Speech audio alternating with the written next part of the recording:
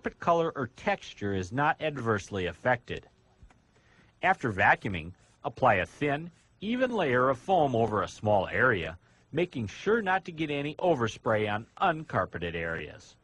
Using a clean, damp sponge or brush, work the foam into the carpet with an overlapping circular motion. Rinse the sponge or brush clean and dry frequently. Repeat this procedure doing a small area at a time until all of the carpeted areas are cleaned and protected. Next, let the carpet completely dry and vacuum the cleaner from the carpet. To clean cloth-type upholstery, use an automotive upholstery cleaner and protectant. Again, apply a thin, even layer of foam over a small area. Using a clean, damp sponge, work the foam into the upholstery using a circular motion. Be sure to rinse and wring out the sponge periodically. Repeat this procedure doing a small area at a time until all of the upholstery is clean. When finished, let the upholstery dry completely and vacuum. When you are finished with the interior, be sure not to forget the trunk area.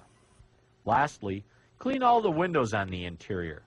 We recommend using a cleaner such as PX formula, as this is a type of cleaner that can be used year-round.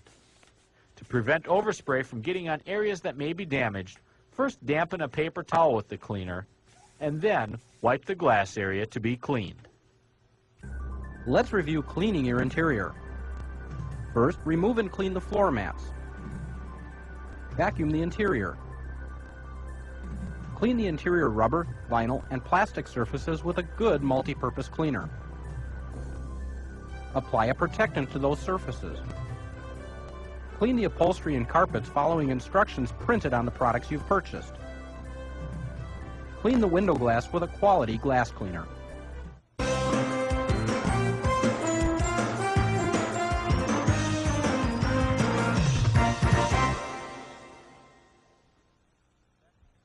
The items you will need to inspect and check your tires include a good tire pressure gauge, a tread depth gauge, and some tire sidewall cleaner. Periodic inspection of your tires may spare you the inconvenience of a flat tire. It will increase your fuel economy and alert you of possible problems in the vehicle's steering and suspension. We suggest inspecting your tires on a weekly basis. Let's look at checking the tire pressure first. A lot of people think they can tell if their tire is low on air by looking at it. This is not true, as radial tires have a characteristic bulge towards the bottom that makes them appear low on air. The correct way to check tire pressure is with a good tire pressure gauge. Always check your tire pressure when the tires are cold. The vehicle should not have been driven over 1 mile in the 3 hours preceding your check. As the tire warms up, the expansion of the air inside can raise tire pressure by as much as 4 to 8 pounds. Locate and unscrew the valve stem cap protruding from the wheel or hubcap and push the gauge firmly onto the valve stem. If your tire is equipped with a valve stem extension, such as ours, simply push the tire gauge firmly onto the end of the extension. Remove the gauge and note the reading.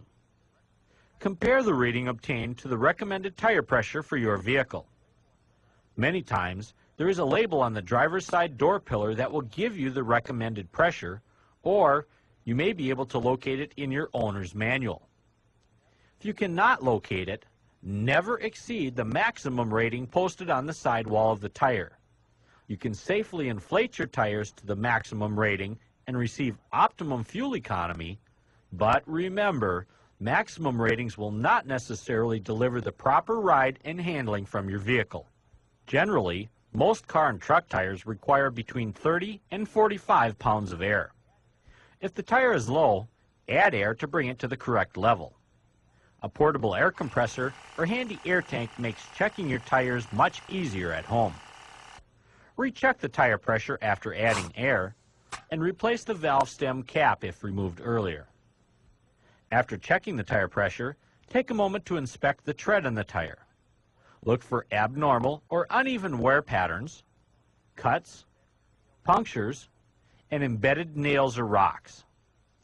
If any damage is found, we recommend taking the vehicle to your nearest service center for further inspection. Next, check the tire tread depth. Insert a tread depth gauge into the center of each tire rib and record the readings. As a rule of thumb, a tire that has 3/32 or less of tread left should be replaced. The tire just tested has approximately 4/32 of tread left on it.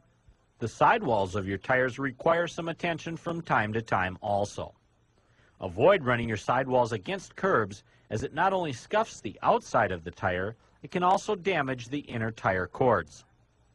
To prevent sidewall cracking and weather checking, periodically apply a cleaner protectant to the outside of your tire. Simply spray it on in a circular motion, let it dry, and you're done. This type of cleaner protectant requires no wiping or initial cleaning of the tire. Proceed to inspect and check the remaining tires following the same procedure of checking tire pressure, tread depth, and treating the sidewalls. Lastly, do not forget to inspect your spare tire. Check it for damage, tread depth, tire pressure, and replace it when needed. Your spare tire is very important should a flat occur, and you never know when it is going to happen to you. Let's do a quick recap of periodic tire inspections. First, check the tire pressure when your tires are cold using an accurate tire gauge. Compare your reading to the tire pressure recommendation for your vehicle. Inspect the tire tread for uneven wear or damage. Check the depth of the remaining tread with a tread gauge. Inspect the sidewalls and treat with a cleaner protectant. Replace your tires if damage in any of these areas is noted. And don't forget to take a quick look at the spare tire as well.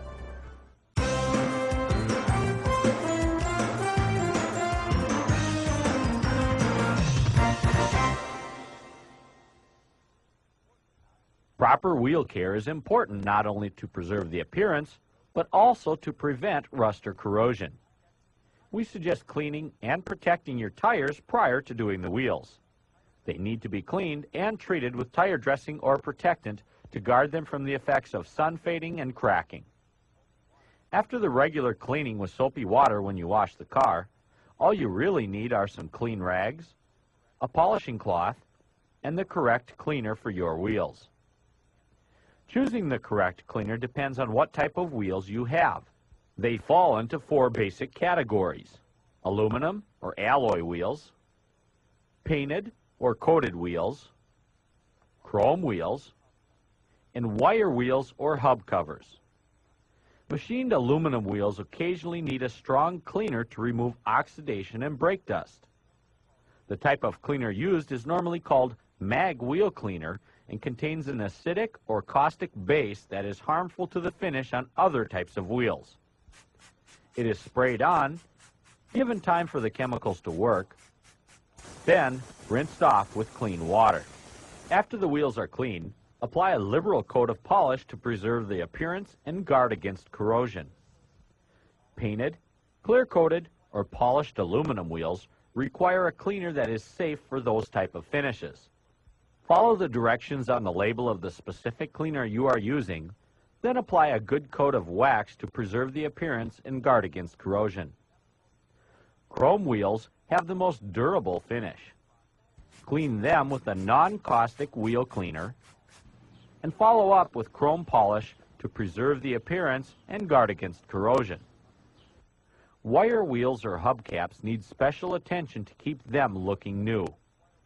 With a specially formulated wire wheel cleaner, simply spray it on and rinse it off. A wire wheel cleaning brush can be useful to